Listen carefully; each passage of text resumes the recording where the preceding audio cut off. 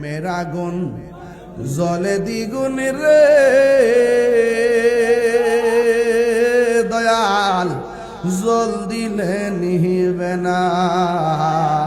প্রেমের আগুন জলে দ্বিগুণ রে, হে মনার কান্দিবাসী জল দিলে নিহিবে না। ওরে তাহিরি প্রেম করিয়া কলঙ্ক ঘোষণা, প্রেম করিয়া প্রেমিক মরে রে আমার শাহজালাল মরে না, ঠিক কিনা? প্রেম চাই না মানবী মানে রে দয়াল, চাই না সোনা দানা। ওরে তাহিরি প্রেম করিয়া কলঙ্ক ঘোষণা, প্রেম করিয়া প্রেমিক মরে রে দয়াল, প্রেম তো মরে না। প্রেম করিয়া প্রেমিক মরে রে দয়াল, প্রেম তো মরে না। জোরে জোরে কি আল্লাহু আকবার বলা যাবে না?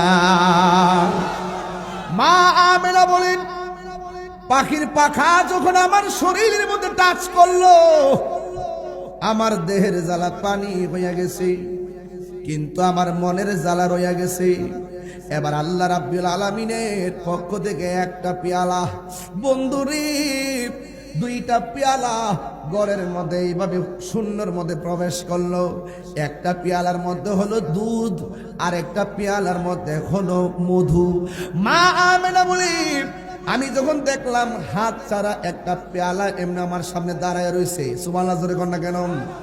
মা আমেনা বলে, আমি দুধটারে বাছাই করলাম, দুধটাকে বাছাই কইরা আমি একটু দুধটারে পান করলাম।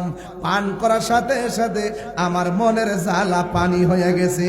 জুরি জুরি কি সুবহানাল্লাহ বলা যাবে না? আল্লাহু আকবার! হাই রে! মা আমেনা কয়, এতক্ষণ আমি চিন্তা করলাম, এবার পাখির ডানার স্পর্শ পায়া দেহের জ্বালা পানি হলো। আবার ইন দি মিন টাইমে আমি দুধ পান করার পরে আমার মনটা ঠান্ডা হয়ে গেল। এবার আমি চোখটা বন্ধ কইরা আমার আল্লাহরে ডাক দিয়া কই, আল্লাহ তোমার লীলা বোঝা বড় দায়ী। আল্লাহ শুকরিয়া আদায় কইরা আমি শুধুমাত্র চোখটা খুললাম, কইলা দেখি আমার সামনে একটা মহিলা দাঁড়ায় রইছে। জোরে জোরে কি সুবহানাল্লাহ বলা যাবে না? একটা মহিলা দাঁড়ায় রয়েছে গো। এই ওয়াজটা